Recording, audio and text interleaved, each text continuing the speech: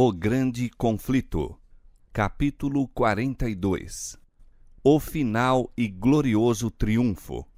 Ao fim dos 1000 anos, Cristo volta novamente à Terra. É acompanhado pelo exército dos remidos e seguido por um cortejo de anjos. Descendo com grande majestade, ordena aos ímpios mortos que ressuscitem para receber a condenação. Surgem estes como um grande exército, inumerável como a areia do mar. Que contraste com aqueles que ressurgiram na primeira ressurreição! Os justos estavam revestidos de imortal juventude e beleza. Os ímpios trazem os traços da doença e da morte. Todos os olhares daquela vasta multidão se voltam para contemplar a glória do Filho de Deus. A uma voz, as hostes dos ímpios exclamam: Bendito o que vem em nome do Senhor. Não é o amor para com Jesus que inspira esta declaração. É a força da verdade que faz brotar involuntariamente essas palavras de seus lábios. Os ímpios saem da sepultura tais quais a ela baixaram, com a mesma inimizade contra Cristo e com o mesmo espírito de rebelião. Não terão um novo tempo de graça no qual remediar os defeitos da vida passada. Para nada aproveitaria isso. Uma vida inteira de pecado não lhes abrandou o coração. Um segundo tempo de graça, se lhes fosse concedido, seria ocupado como foi o primeiro, em se esquivarem aos preceitos de Deus e contra ele incitarem rebelião. Cristo desce sobre o Monte das Oliveiras, donde, depois de sua ressurreição, ascendeu e onde anjos repetiram a promessa de sua volta. Diz o profeta: Virá o Senhor meu Deus e todos os santos contigo. E naquele dia estarão os seus pés sobre o Monte das Oliveiras, que está de fronte de Jerusalém para o oriente, e o Monte das Oliveiras será fendido pelo meio, e haverá um vale muito grande. O Senhor será rei sobre toda a terra. Naquele dia, um será o Senhor e um será o seu nome. Zacarias 14, versos 5, 4 e 9. Descendo do céu, a Nova Jerusalém, em seu deslumbrante resplendor, repousa sobre o lugar purificado e preparado para recebê-la, e Cristo, com seu povo e os anjos, entram na santa cidade. Agora Satanás se prepara para a última e grande luta pela supremacia. Enquanto despojado de seu poder e separado de sua obra de engano, o príncipe do mal se achava infeliz e abatido. Mas, sendo ressuscitados os ímpios mortos, e vendo ele as vastas multidões ao seu lado, revivem-lhe as esperanças e decide-se a não render-se no grande conflito. Arregimentará sob sua bandeira todos os exércitos dos perdidos e por meio deles se esforçará por executar seus planos. Os ímpios são cativos de Satanás. Rejeitando a Cristo, aceitaram o governo do chefe rebelde. Estão prontos para receber suas sugestões e executar-lhe as ordens. Contudo, fiel à sua astúcia original, ele não se reconhece como Satanás. Pretende ser o príncipe que é o legítimo dono do mundo e cuja herança foi dele ilicitamente extorquida. Representa-se a si mesmo ante seus súditos iludidos como um redentor, assegurando-lhes que seu poder os tirou da sepultura e que ele está prestes a resgatá-los da mais cruel tirania.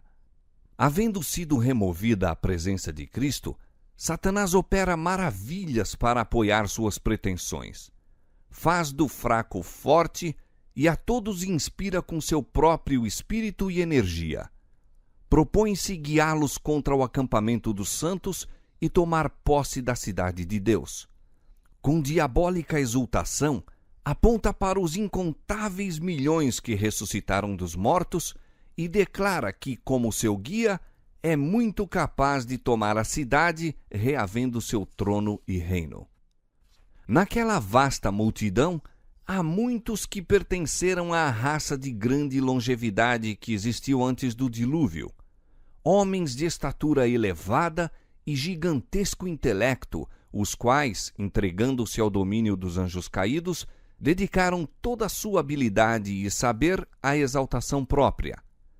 Homens cujas maravilhosas obras de arte levaram o mundo a lhe idolatrar o gênio, mas cuja crueldade e invenções más, contaminando a terra e desfigurando a imagem de Deus, fizeram-no exterminá-los da face de sua criação. Há reis e generais que venceram nações, homens valentes que nunca perderam batalha, guerreiros orgulhosos, ambiciosos, cuja aproximação fazia tremer os reinos. Na morte não experimentaram mudança alguma. Ao subirem da sepultura, retomam o fio de seus pensamentos exatamente onde ele cessou. São movidos pelo mesmo desejo de vencer que os governava quando tombaram. Satanás consulta seus anjos, e depois esses reis, vencedores e guerreiros poderosos. Olham para a força e número ao seu lado e declaram que o exército dentro da cidade é pequeno em comparação com o seu, podendo ser vencido. Formulam seus planos para tomar posse das riquezas e glória da Nova Jerusalém. Todos imediatamente começam a preparar-se para a batalha. Hábeis artífices constroem petrechos de guerra. Chefes militares, famosos por seus êxitos, arregimentam em companhias e seções as multidões de homens aguerridos. Finalmente é dada a ordem de avançar e o inumerável exército se põe em movimento. Exército tal como nunca foi constituído por conquistadores terrestres, tal como jamais poderiam igualar as forças combinadas de todas as eras desde que a guerra existe sobre a terra. Satanás, o mais forte dos guerreiros, toma a dianteira e seus anjos unem as forças para esta luta final. Reis e guerreiros estão em seu séquito e as multidões seguem em vastas companhias, cada qual sob as ordens de seu designado chefe. Com precisão militar, as fileiras cerradas avançam pela superfície da terra, quebrada e desigual, em direção à cidade de Deus. Por ordem de Jesus, são fechadas as portas da Nova Jerusalém e os exércitos de Satanás rodeiam a cidade, preparando-se para o assalto. Agora Cristo de novo aparece à vista de seus inimigos. Muito acima da cidade, sobre um fundamento de ouro polido, está um trono alto e sublime. Sobre este trono assenta-se o Filho de Deus, e em redor dele estão os súditos de seu reino. O poder e majestade de Cristo, nenhuma língua os pode descrever, nem pena alguma retratar. A glória do Pai Eterno envolve seu Filho. O resplendor de sua presença enche a cidade de Deus e estende-se para além das portas, inundando a terra inteira com seu fulgor. Mais próximo do trono estão os que já foram zelosos na causa de Satanás, mas que, arrancados como tições do fogo, seguiram seu Salvador com devoção profunda e intensa.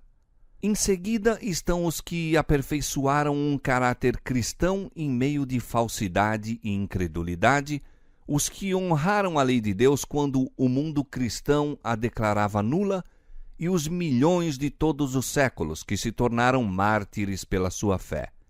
E além está a multidão, a qual ninguém podia contar, de todas as nações e tribos e povos e línguas, trajando vestidos brancos e com palmas nas suas mãos.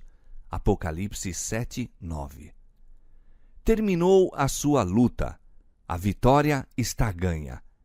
Correram no estádio e alcançaram o prêmio. O ramo de palmas em suas mãos é um símbolo de seu triunfo. As vestes brancas, um emblema da imaculada justiça de Cristo, a qual agora possuem. Os resgatados entoam um cântico de louvor que ecoa repetidas vezes pelas abóbodas do céu. salvação ao nosso Deus, que está assentado no trono, e ao Cordeiro. E anjos e serafins unem sua voz em adoração. Tendo os remidos contemplado o poder e malignidade de Satanás, viram como nunca dantes que poder algum, a não ser o de Cristo, poderia tê-los feito vencedores. Em toda aquela resplendente multidão, ninguém há que atribua a salvação a si mesmo, como se houvesse prevalecido pelo próprio poder e bondade. Nada se diz do que fizeram ou sofreram. Antes, o motivo de cada cântico, a nota fundamental de toda a antífona é: salvação ao nosso Deus e ao Cordeiro. Na presença dos habitantes da terra e do céu, reunidos, é efetuada a coroação final do Filho de Deus. E agora, investido de majestade e poder supremos, o Rei dos Reis pronuncia a sentença sobre os rebeldes contra seu governo e executa justiça sobre aqueles que transgrediram sua lei e oprimiram seu povo.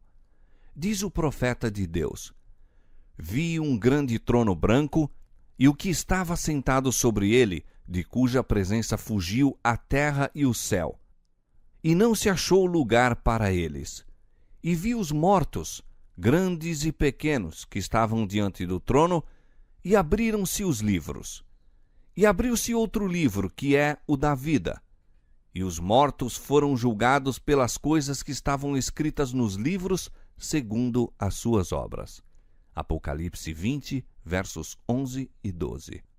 Logo que se abrem os livros de registro e o olhar de Jesus incide sobre os ímpios, eles se tornam cônscios de todo o pecado cometido. Veem exatamente onde seus pés se desviaram do caminho da pureza e santidade, precisamente até onde o orgulho e rebelião os levaram na violação da lei de Deus.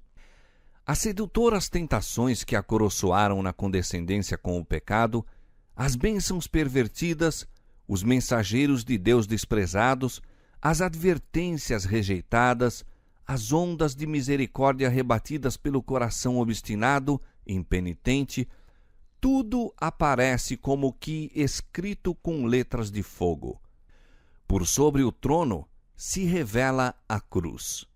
E semelhante a uma vista panorâmica, aparecem as cenas da tentação e queda de Adão e os passos sucessivos no grande plano para redimir os homens.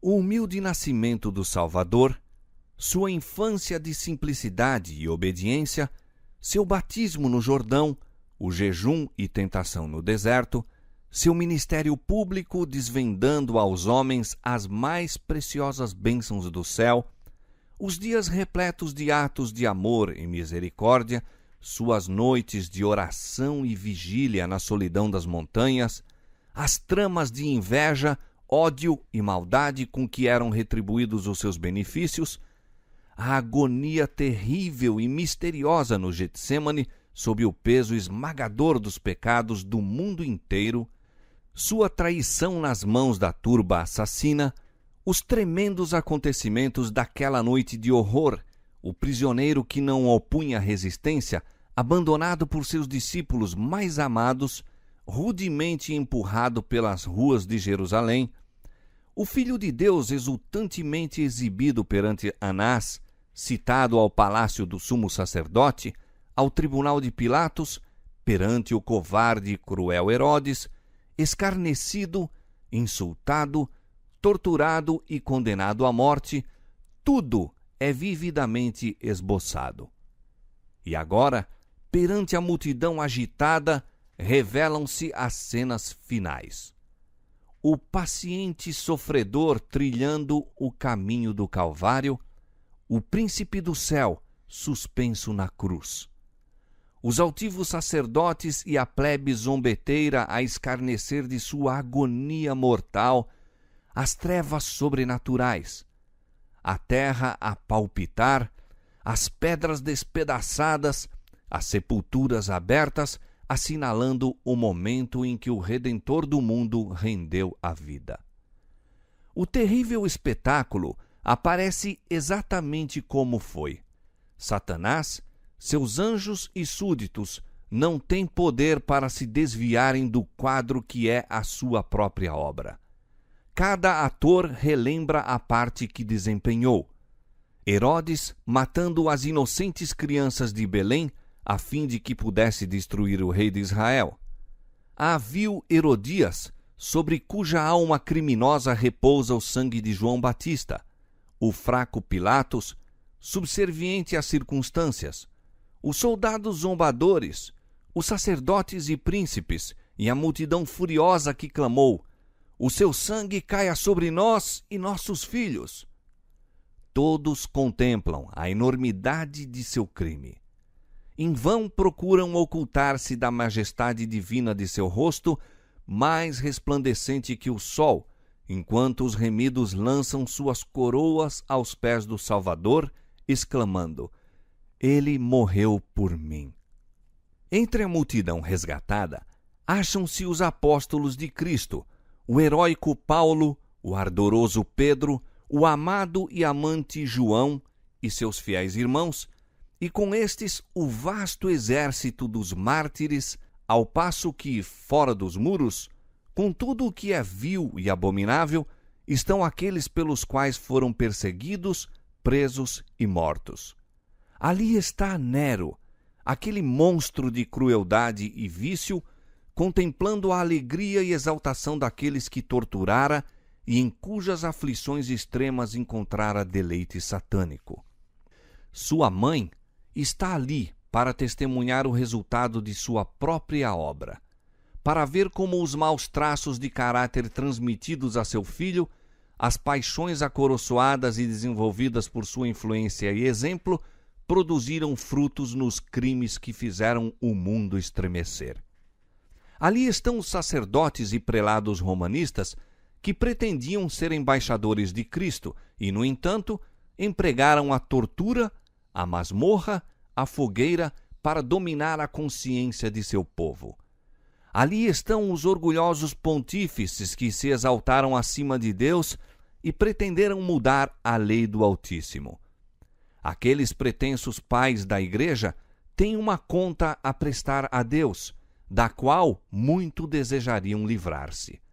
Demasiado tarde, chegam a ver que o Onisciente é zeloso de sua lei e que de nenhuma maneira terá por inocente o culpado. Aprendem agora que Cristo identifica seu interesse com o de seu povo sofredor e sentem a força de suas palavras. Quando fizestes a um destes meus pequeninos irmãos, a mim o fizestes. Mateus 25:40. O mundo ímpio todo acha-se em julgamento perante o tribunal de Deus, acusado de alta traição contra o governo do céu. Ninguém há para pleitear sua causa. Estão sem desculpa, e a sentença de morte eterna é pronunciada contra eles.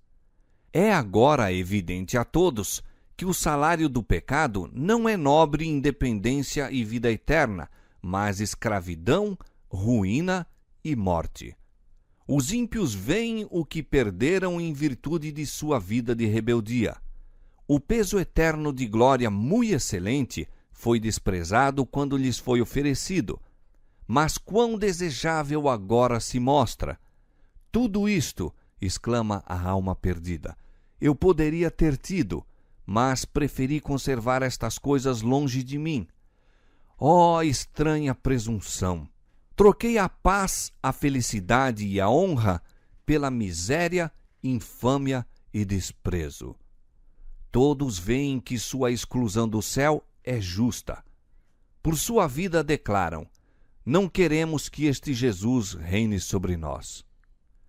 Como que extasiados, os ímpios contemplam a coroação do Filho de Deus.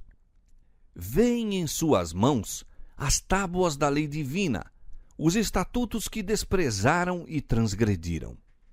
Testemunham o irromper de admiração, transportes e adoração por parte dos salvos, e ao propagar-se a onda de melodia sobre as multidões fora da cidade, todos a uma exclamam: Grandes e maravilhosas são as tuas obras, Senhor Deus Todo-Poderoso. Justos e verdadeiros são os teus caminhos, ó Rei dos Santos. Apocalipse 15, 3. E prostrando-se, adoram o Príncipe da Vida. Satanás parece paralisado ao contemplar a glória e majestade de Cristo. Aquele que fora um querubim cobridor, lembra-se donde caiu. Ele, um serafim resplandecente, filho da alva, quão mudado, quão degradado. Do conselho onde tantas honras recebera, está para sempre excluído. Vê que agora um outro se encontra perto do Pai, velando sua glória. Viu ser colocada a coroa sobre a cabeça de Cristo por um anjo de elevada estatura e presença majestosa, e sabe que a exaltada posição deste anjo poderia ter sido sua. A memória recorda o lar de sua inocência e pureza, a paz e contentamento que eram seus, até haver condescendido em murmurar contra Deus e ter inveja de Cristo. Suas acusações, sua rebelião, seus enganos para ganhar a simpatia e apoio dos anjos, sua obstinada persistência em não fazer esforços a fim de reabilitar-se quando Deus lhe teria concedido perdão, tudo se lhe apresenta ao vivo. Revê sua obra entre os homens e seus resultados. A inimizade do homem para com seu semelhante, a terrível destruição de vidas, o surgimento e queda de reinos, a derrocada de tronos, a longa sucessão de tumultos, conflitos e revoluções. Recorda-se de seus constantes esforços para se opor à obra de Cristo e para rebaixar cada vez mais o homem. Vê que suas tramas infernais foram impotentes para destruir os que depositaram confiança em Jesus. Olhando Satanás para o seu reino, o fruto de sua faina, vê apenas fracasso e ruína. Levar as multidões a crer que a cidade de Deus seria fácil presa, mas sabe que isto é falso. Reiteradas vezes no transcurso do grande conflito, foi ele derrotado e obrigado a capitular. Conhece muito bem o poder e majestade do Eterno. O objetivo do grande rebelde foi sempre justificar-se e provar ser o governo divino responsável pela rebelião. A esse fim aplicou todo o poder de seu pujante intelecto. Trabalhou deliberada e sistematicamente e com maravilhoso êxito, levando vastas multidões a aceitar seu modo de ver quanto ao grande conflito que há tanto tempo se vem desenvolvendo. Durante milhares de anos, esse chefe conspirador tem apresentado a falsidade em lugar da verdade. Mas agora, chegado é o tempo em que a rebelião deve ser finalmente derrotada e descobertos a história e caráter de Satanás. Em seu último e grande esforço para destronar a Cristo, destruir seu povo e tomar posse da cidade de Deus, o arqui-enganador foi completamente desmascarado. Os que a ele se uniram veem o fracasso completo de sua causa. Os seguidores de Cristo e os anjos leais contemplam a extensão total de suas maquinações contra o governo de Deus.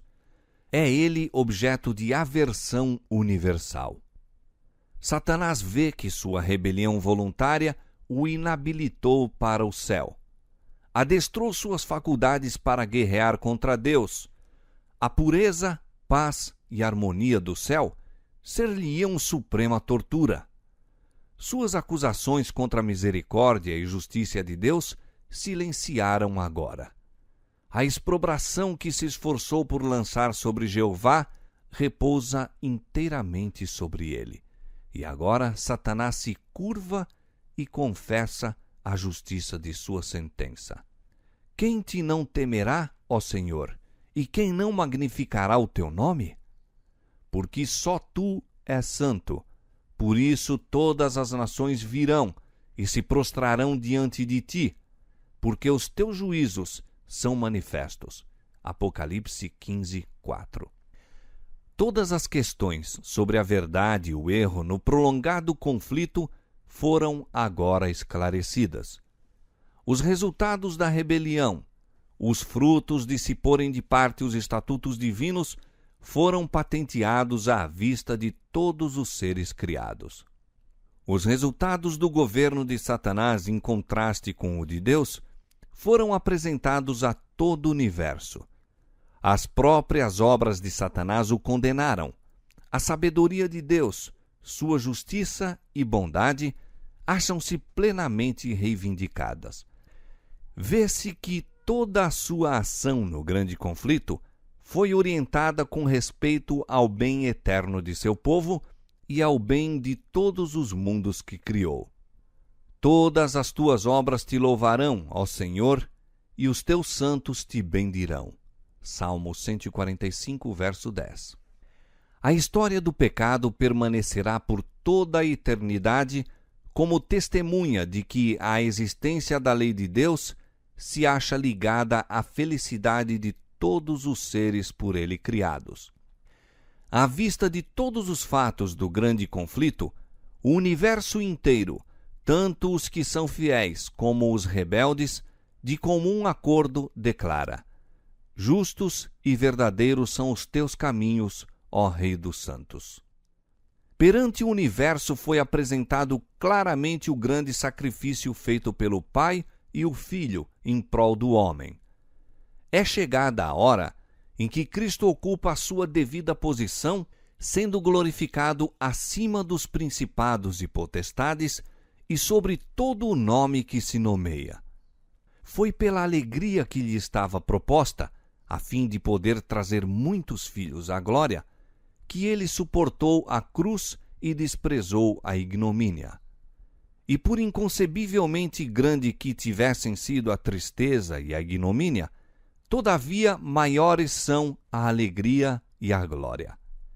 Ele olha para os remidos, renovados em sua própria imagem, trazendo cada coração a impressão perfeita do divino, refletindo cada rosto a semelhança de seu rei.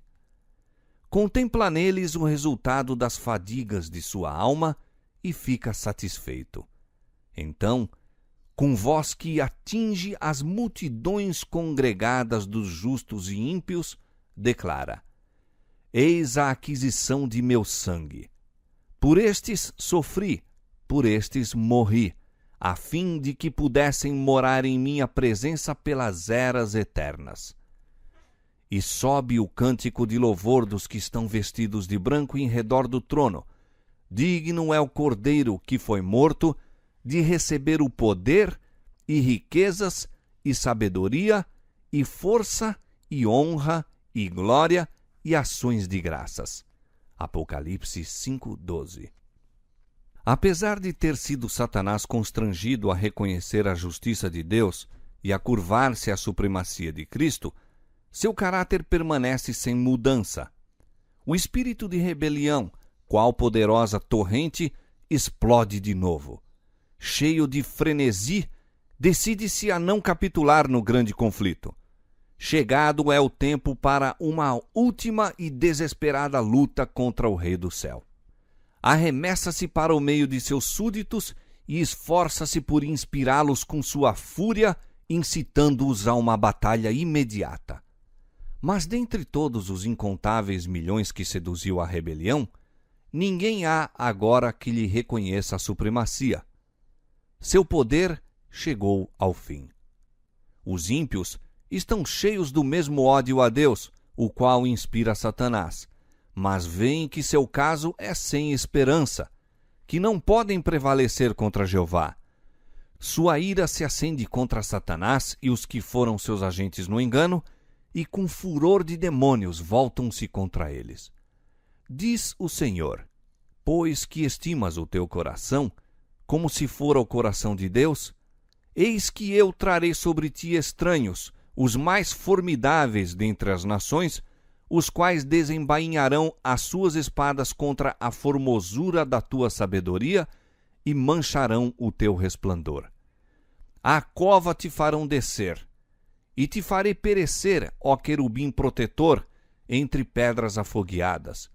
Por terra te lancei diante dos reis te pus, para que olhem para ti. E te tornei em cinza sobre a terra, aos olhos de todos os que te veem. Em grande espanto te tornaste, e nunca mais serás para sempre. Ezequiel capítulo 28, versos 6 a 8 e versos 16 a 19. Toda a armadura daqueles que pelejam com ruído e os vestidos que rolavam no sangue serão queimados, servirão de pasto ao fogo. A indignação do Senhor está sobre todas as nações, e o seu furor sobre todo o exército delas. Ele as destruiu totalmente, entregou-as à matança. Sobre os ímpios fará chover laços, fogo, enxofre e vento tempestuoso. Eis a porção do seu copo. Isaías capítulo 9, verso 5, capítulo 34, verso 2, Salmo 11, verso 6. De Deus desce fogo do céu. A terra se fende. São retiradas as armas escondidas em suas profundezas. Chamas devoradoras irrompem de cada abismo iante. As próprias rochas estão ardendo. Vindo é o dia que arderá como um forno. Os elementos fundem-se pelo vivo calor, e também a terra e as obras que nela há são queimadas. Malaquias capítulo 4, verso 1, 2 Pedro capítulo 3, verso 10. A superfície da terra parece uma massa fundida, um vasto e fervente lago de fogo. É o tempo do juízo e perdição dos homens maus, dia da vingança do Senhor, ano de retribuições pela luta de Sião. Isaías 34, 8. Os ímpios recebem sua recompensa na terra. Provérbios 11, 31. Serão como a palha, e o dia que está para vir os abrasará, diz o Senhor dos Exércitos. Malaquias 4, 1. Alguns são destruídos em um momento, enquanto outros sofrem muitos dias. Todos são punidos segundo as suas ações. Tendo sido os pecados dos justos transferidos para Satanás, tem ele de sofrer não somente pela sua própria rebelião, mas por todos os pecados que fez o povo de Deus cometer. Seu castigo deve ser muito maior do que o daqueles a quem enganou. Depois que perecerem os que pelos seus enganos caíram, deve ele ainda viver e sofrer. Nas chamas purificadoras, os ímpios são finalmente destruídos, raiz e ramos. Satanás a raiz, seus seguidores os ramos. A penalidade completa da lei foi aplicada, satisfeitas as exigências da justiça, e o céu e a terra, contemplando-o, declaram a justiça de Jeová. Está para sempre terminada a obra de ruína de Satanás. Durante 6.000 anos efetuou a sua vontade, enchendo a terra de miséria e causando pesar por todo o universo. A criação inteira tem igualmente gemido e estado em dores de parto. Agora, as criaturas de Deus estão para sempre livres de sua presença e tentações. Já descansa, já está sossegada toda a terra, exclamam os justos com júbilo. Isaías 14, 7. E uma aclamação de louvor e triunfo sobe de todo o universo fiel. A voz de uma grande multidão, como a voz de muitas águas e a voz de fortes trovões, é ouvida dizendo: Aleluia, pois o Senhor Deus onipotente reina. Apocalipse 19, 6. Enquanto a terra está envolta nos fogos da destruição, os justos habitam em segurança na santa cidade. Sobre os que tiveram parte na primeira ressurreição, a segunda morte não tem poder. Ao mesmo tempo em que Deus é para os ímpios um fogo consumidor, é para o seu povo santo sol como escudo. Apocalipse 20, verso 6, Salmo 84, verso 11. Vi um novo céu e uma nova terra, porque já o primeiro céu e a primeira terra passaram, Apocalipse 21, 1. O fogo que consome os ímpios purifica a terra. Todo vestígio de maldição é removido. Nenhum inferno a arder eternamente conservará perante os resgatados as terríveis consequências do pecado. Apenas uma lembrança permanece. Nosso Redentor sempre levará os sinais de sua crucifixão. Em sua fronte ferida, em seu lado, em suas mãos e pés, estão os únicos vestígios da obra cruel que o pecado efetuou. Diz o profeta contemplando Cristo em sua glória. Raios brilhantes saíam da sua mão, e ali estava o esconderijo da sua força. Abacuque 3, verso 4. Suas mãos, seu lado ferido, donde fluiu a corrente carmesim, que reconciliou o homem com Deus, ali está a glória do Salvador, ali está o esconderijo da sua força. Poderoso para salvar, mediante o sacrifício da redenção, foi ele, portanto, forte para executar justiça sobre aqueles que desprezaram a misericórdia de Deus. E os sinais de sua humilhação são a sua mais elevada honra. Através das eras intérminas, os ferimentos do Calvário lhe proclamarão o louvor e declararão o poder. E a ti, ó torre do rebanho, monte da filha de Sião, a ti virá, sim, a ti virá o primeiro domínio. Miqueias 4, 8. Chegado é o tempo, para o qual santos homens têm olhado com anseio desde que a espada inflamada vedou o Éden ao primeiro par. Tempo para a redenção da possessão de Deus. Efésios 1, 14. A terra, dada originariamente ao homem como seu reino, traída por ele às mãos de Satanás, e tanto tempo retida pelo poderoso adversário, foi recuperada pelo grande plano da redenção. Tudo o que se perdera pelo pecado foi restaurado. Assim diz o Senhor, que formou a terra e a fez. Ele a estabeleceu, não a criou vazia, mas a formou para que fosse habitada. Isaías 45, 18. O propósito original de Deus na criação da terra cumpre-se ao fazer-se ela a eterna morada dos remidos. Os justos herdarão a terra e habitarão nela para sempre. Salmo 37, 29. Um receio de fazer com que a herança futura pareça demasiado material tem levado muitos a espiritualizar as mesmas verdades que nos levam a considerá-la nosso lar. Cristo afirmou a seus discípulos haver ido preparar moradas para eles na casa de seu Pai. Os que aceitam os ensinos da palavra de Deus não serão totalmente ignorantes com respeito à morada celestial. E, contudo, as coisas que o olho não viu e o ouvido não ouviu e não subiram ao coração do homem são as que Deus preparou para os que o amam. 1 Coríntios 2, 9.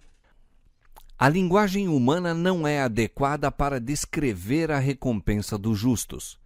Será conhecida apenas dos que a contemplarem. Nenhum espírito finito pode compreender a glória do paraíso de Deus. Na Bíblia, a herança dos salvos é chamada um país. Hebreus 11, 14 a 16. Ali, o pastor celestial conduz seu rebanho às fontes de águas vivas. A árvore da vida produz seu fruto de mês em mês, e as folhas da árvore são para a saúde das nações. Existem torrentes sempre a fluir, claras como cristal, e ao lado delas, árvores ondeantes projetam sua sombra sobre as veredas preparadas para os resgatados do Senhor.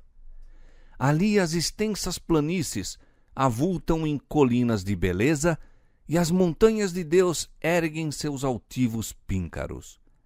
Nessas pacíficas planícies, ao lado daquelas correntes vivas, o povo de Deus, durante tanto tempo peregrino e errante, encontrará um lar. O meu povo habitará em morada de paz, e em moradas bem seguras, e em lugares quietos de descanso. Nunca mais se ouvirá de violência na tua terra, de desolação ou destruição nos teus termos, mas aos teus muros chamarás salvação, e às tuas portas louvor. Edificarão casas, e as habitarão, e plantarão vinhas, e comerão o seu fruto. Não edificarão para que outros habitem, não plantarão para que outros comam. Os meus eleitos gozarão das obras das suas mãos. Isaías capítulo 32, verso 18, capítulo 60, verso 18, capítulo 65, versos 21 e 22. Ali, o deserto e os lugares secos se alegrarão disto, e o ermo exultará e florescerá como a rosa. Em lugar do espinheiro crescerá a faia, e em lugar da sarça crescerá a murta. Isaías 35, verso 1 e 55, verso 13. E morará o lobo com o cordeiro, e o leopardo com o cabrito se deitará, e um menino pequeno os guiará. Não se fará mal nem dano algum em todo o monte da minha santidade, diz o Senhor. Isaías 11, versos 6 e 9. A dor não pode existir na atmosfera do céu. Ali não mais haverá lágrimas, cortejos fúnebres, manifestações de pesar. Não haverá mais morte, nem pranto, nem clamor, porque já as primeiras coisas são passadas. Apocalipse 21, 4. E morador nenhum dirá: enfermo estou, porque o povo que habitar nela será absorvido da sua iniquidade. Isaías 33, 24. Ali está a Nova Jerusalém, a metrópole da nova terra glorificada, como uma coroa de glória na mão do Senhor e um diadema real na mão de teu Deus. Isaías 62, 3. Sua luz era semelhante a uma pedra preciosíssima, como a pedra de jaspe, como cristal resplandecente. As nações andarão à sua luz, e os reis da terra trarão para ela a sua glória e honra. Apocalipse 21, versos 11 e 24. Diz o Senhor: folgarei em Jerusalém e exultarei no meu povo. Isaías 65, 19. Eis aqui o tabernáculo de Deus com os homens, pois com eles habitará, e eles serão o seu povo, e o mesmo Deus estará com eles e será o seu Deus. Apocalipse 21, 3. Na cidade de Deus não haverá noite. Ninguém necessitará ou desejará repouso. Não haverá cansaço em fazer a vontade de Deus e oferecer louvor a seu nome. Sempre sentiremos a frescura da manhã e sempre estaremos longe de seu termo. Não necessitarão de lâmpada nem de luz do sol, porque o Senhor Deus os alumia. Apocalipse 22, 5.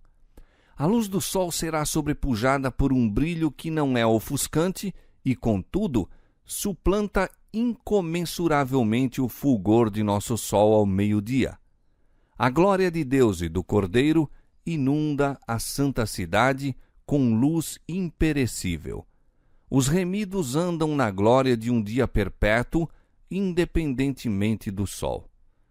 Nela não vi templo, porque o seu templo é o Senhor Deus Todo-Poderoso e o Cordeiro. Apocalipse 21, 22. O povo de Deus tem o privilégio de entreter franca comunhão com o Pai e o Filho. Agora vemos por espelho e em enigma. 1 Coríntios 13, 12. Contemplamos a imagem de Deus refletida como que em espelho, nas obras da natureza e em seu trato com os homens. Mas então o conheceremos face a face, sem um véu obscurecedor de permeio. Estaremos em sua presença e contemplaremos a glória de seu rosto. Ali os remidos conhecerão como são conhecidos. O amor e simpatias que o próprio Deus plantou na alma encontrarão ali o mais verdadeiro e suave exercício. A comunhão pura com os seres santos, a vida social harmoniosa com os bem-aventurados anjos e com os fiéis de todos os tempos, que lavaram suas vestes e as branquearam no sangue do Cordeiro, os sagrados laços que reúnem toda a família nos céus e na terra, tudo isto concorre para constituir a felicidade dos remidos. Efésios 3:15. Ali, mentes imortais contemplarão, com deleite que jamais se fatigará, as maravilhas do poder criador, os mistérios do amor que redime. Ali não haverá nenhum adversário cruel, enganador, para nos tentar ao esquecimento de Deus. Todas as faculdades se desenvolverão, ampliar-se-ão todas as capacidades. A aquisição de conhecimentos não cansará o espírito, nem esgotará as energias. Ali, os mais grandiosos empreendimentos poderão ser levados avante, alcançadas as mais elevadas aspirações, as mais altas ambições realizadas. E surgirão ainda novas alturas a atingir, novas maravilhas a admirar, novas verdades a compreender, novos objetivos a aguçar as faculdades do espírito, da alma e do corpo. Todos os tesouros do universo estarão abertos ao estudo dos remidos de Deus. Livres da mortalidade, alçarão um voo incansável para os mundos distantes, mundos que fremiram de tristeza ante o espetáculo da desgraça humana e ressoaram com cânticos de alegria ao ouvir as novas de uma alma resgatada. Com indizível deleite, os filhos da terra entram de posse da alegria e sabedoria dos seres não caídos. Participam dos tesouros do saber e entendimento adquiridos durante séculos e séculos na contemplação da obra de Deus. Com visão desanuviada, olham para a glória da criação, achando-se sóis, estrelas e sistemas planetários, todos na sua indicada ordem, a circular em redor do trono da divindade. Em todas as coisas, desde a mínima até a maior, está escrito o nome do Criador, e em todas se manifestam as riquezas de seu poder. E ao transcorrerem os anos da eternidade, trarão mais e mais abundantes e gloriosas revelações de Deus e de Cristo. Assim como o conhecimento é progressivo, também o amor, a reverência e a felicidade aumentarão. Quanto mais aprendem os homens acerca de Deus, mais lhe admiram o caráter. Ao revelar-lhes Jesus as riquezas da redenção e os estupendos feitos do grande conflito com Satanás, a alma dos resgatados fremirá com mais fervorosa devoção e com mais arrebatadora alegria dedilharão as harpas de ouro. E milhares de milhares e milhões de vozes se unem para avolumar o potente coro de louvor. E ouvi a toda a criatura que está no céu, e na terra, e debaixo da terra, e que está no mar, e a todas as coisas que neles há, dizer: ao que está assentado sobre o trono, e ao Cordeiro, sejam dadas ações de graças, e honra, e glória, e poder, para todo o sempre. Apocalipse 5:13. O grande conflito terminou. Pecado e pecadores não mais existem. O universo inteiro está purificado. Uma única palpitação de harmonioso júbilo vibra por toda a vasta criação.